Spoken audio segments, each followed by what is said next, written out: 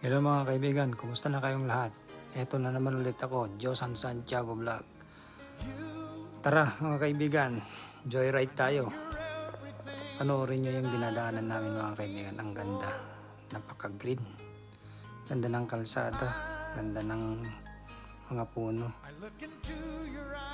Ito ay banda ng BC, malapit sa boundary ng Alberta at saka British Columbia. So tingin nyo mga kaibigan, no?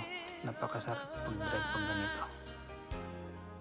Yung malinis ang paligid, tapos maganda yung mga tanawin na nakikita.